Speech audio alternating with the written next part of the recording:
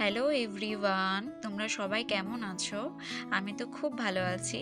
আর আজকে আমি রেডি হয়ে বেরিয়ে পড়েছি শ্রাবণী মেলাতে যাওয়ার জন্য, আলিপুরদুয়ার শ্রাবণী মেলাতে।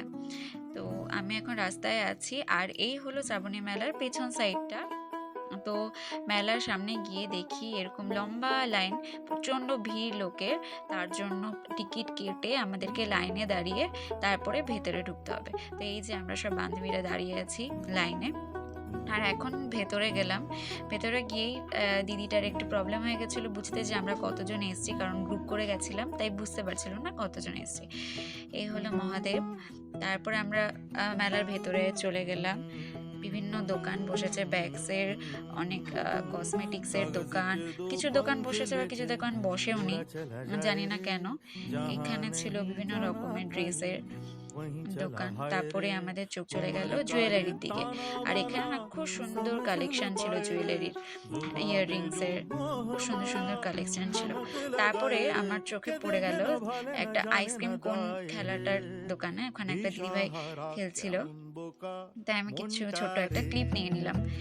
তারপর একটু আগাচ্ছি, আর এখানে কিছু খেলনার দোকান আছে।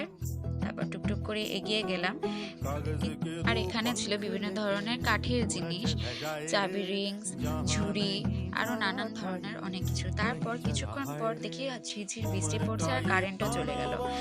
দেখো সবাই আমরা দাঁড়িয়ে আছি, আর ওই যে নাগরদোলাটা, ওখানে কারেন্ট চলে যাওয়ার জন্য উপরে কিন্তু লোকও ছিল, আর তারপর আটকে গিয়েছিল, তাদেরকে ঠেলে ঠেলে দেখো নামানো হচ্ছে নিচে। তারপর কারেন্ট চলে এলো, আর আমরা আবার এগিয়ে গেলাম মেলাতে।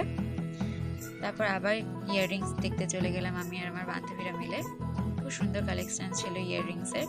তারপর শুরু হলো মুষলধারে বৃষ্টি। আমাদের তো ঘোরা বন্ধ, আমরা একটা দোকানে দাঁড়িয়ে বৃষ্টির মজা নিচ্ছিলাম।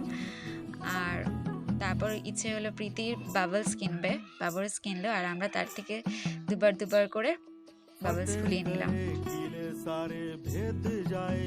তারপরে একটু বৃষ্টি কমার পর আমরা আবার বেরিয়ে গেলাম। বেরিয়ে একটু ঘুরে তারপরে আমরা কিছু খাবার খেয়ে বাড়ি চলে গেলাম। তো আমি এখানেই ব্লগটা শেষ করছি। আবার দেখা হচ্ছে নতুন কোনো ব্লগে। ততক্ষণের জন্য টাটা, বাই।